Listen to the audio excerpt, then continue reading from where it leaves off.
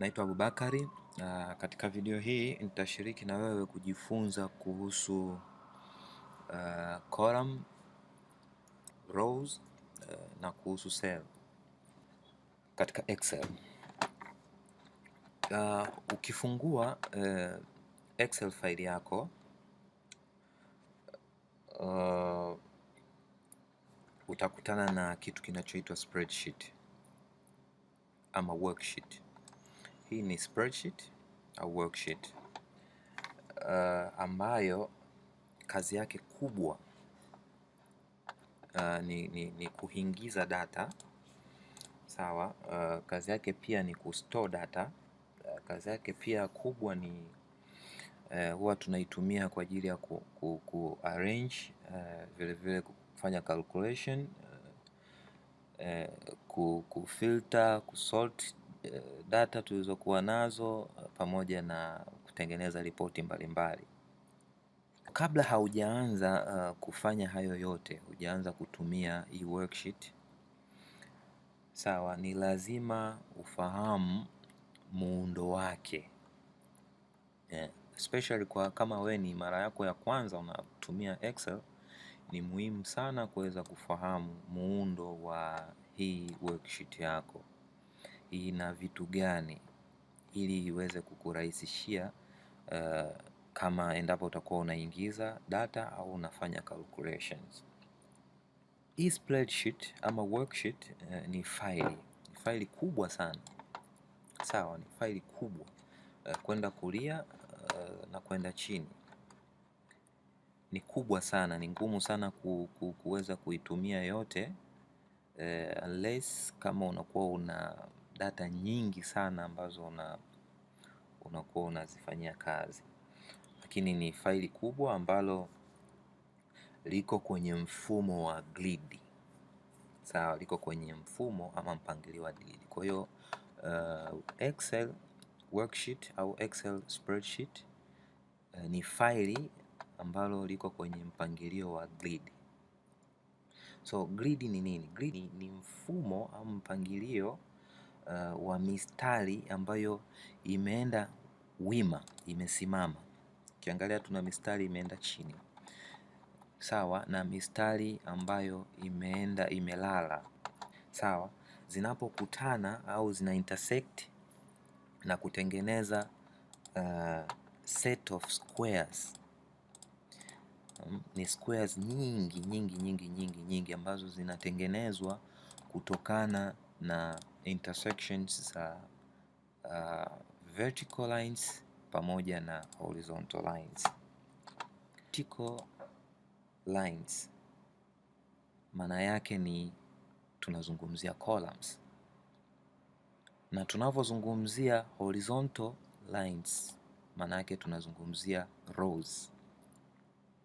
Sawa. Kwa hiyo rows na columns zinavyo intersect zinatengeneza a set of squares.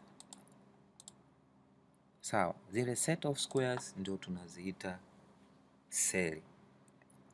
So kwa hiyo ukiangalia kwenye juu kabisa utakuta kuna herufi A, B, C, D na kuendelea. Kwa hiyo zile ni column headings ambazo zinakuwa zinawakilisha columns, zinawakilisha columns zilizoenda chini, mistari ambayo imeshuka chini. Kwa hiyo nikiclick kwenye letter C, maana yake nimeclick au highlight column C. Sawa. Kwa hiyo hii letter C inakuwa inawakilisha column C. Hii letter F maana yake inakuwa inawakilisha column F.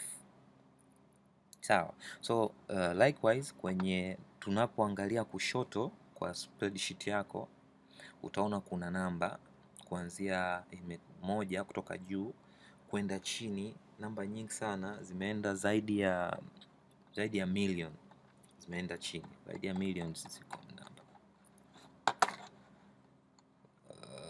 Ziko zaidi ya millions. Yes, ziko 1,048,576. Hizi ni rows.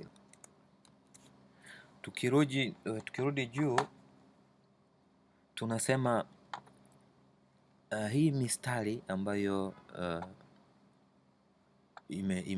imeenda hii ambayo ni hii columns na rows sawa, zinapokutana huwa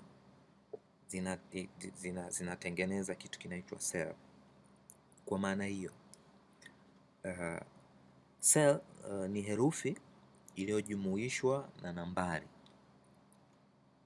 Sawa, herufi iliyojumuishwa na nambari. Hii inamaanisha herufi inawakilisha column kama tulivyosema, na nambari inakuwa inawakilisha row.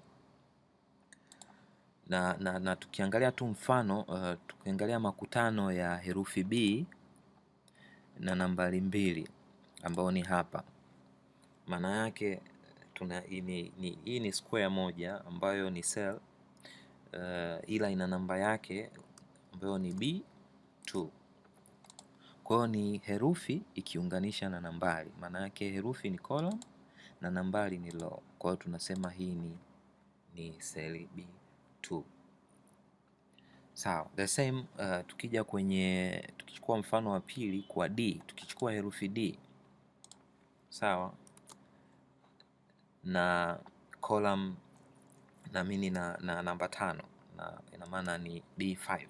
Kwa hiyo D5 hii ni cell ambayo ni makutano ya column D pamoja na row number 5. Sawa, na ukiklik hapa kwenye D5, maana yake makutano ya D na ya column D na row number 5, maana yake hii ni cell D5. Na tunajuaje au tunahakiki vipi kwamba hii ni cell number D5? Ukiangalia kushoto kabisa kwenye kona juu ya column heading A utaona imeandika pale kwenye name box kwamba hii ni cell number D5. Sawa, na ile cell D5 ukiklik maana yake iko active. Ndo tunarudi kwenye kazi ya spreadsheet, kama tulivyokuwa tunasema ni kuingiza data, ambazo data yenyewe zinaweza zikawa ziko kwenye form ya text au zikawa kwenye namba au ikawa ni functions au kama ikawa ni formulas ambazo unaziingiza. Sawa, kwa hiyo unapo click kwenye square ambayo ni cell, itakuonyesha kwamba hii ni cell namba ngapi. Ina maana hii ni makutano ya column na row hivi. Sawa, na itakuonyesha border. Hii border maana yake ni hii cell iko active kwa ajili ya kutumika, maana yake iko ready, unaweza ukaingiza information zozote, data zako zozote. Kwa mfano naweza nika click hapa, itaniambia hii ni cell E3. Sawa, maana yake itaniwekea na kiboda kwamba uko tayari kuweza kuitumia hii cell.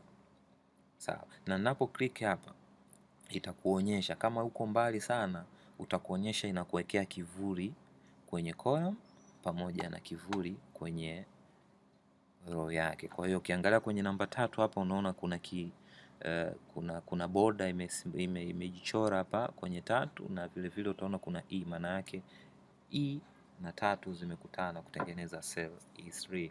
Kwa hiyo hapa inaniambia niko tayari kuweza kuitumia hii cell. Kwa hiyo naweza nikaandika chochote, Abubakar. Sawa, kwa hiyo nimemaliza kuitumia column E3. Sawa, na hii ni column E3, na hichi kinachotokea hapa kwenye formula bar inaonyesha kwamba ni kitu gani ambacho kimewekwa kwenye column kwenye cell E3. Sawa, sasa kama nikitaka kutumia cell inayofuata, kwa maana ya kwa hapa kutumia labda cell F3, maana yake ni natumia keyboard yangu naweza nikatumia kwa kukliki moja, naweza nikakliki tu kwenye column kwa kutumia insertion point direct kwa kutumia mouse, nikakliki na nikaweza kuitumia,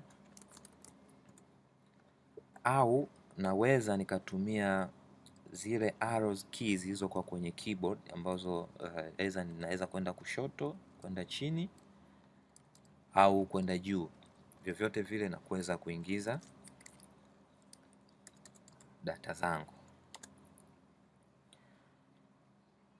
Na hivyo ndio spreadsheet inavyofanya kazi, na huo ndio muundo wa worksheet ambao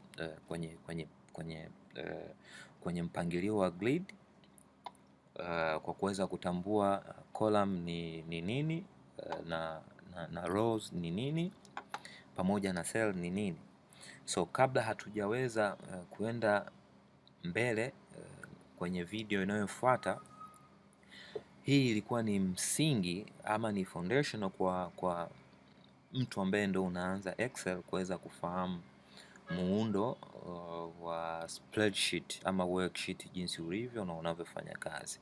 So next time unaweza ukaja ukaambiwa uallocate let's say cell B13 ambayo ni hii hapa B13. Sawa, kwa hiyo una uwezo wa kujua kwamba B13 inapatikana wapi, au labda M20. Kwa hiyo unaweza ukajua M20 inapatikana sehemu gani. Ukiangalia hii ni 20, M hii hapa, kwa unajua M20 ni hii somewhere hii hapa.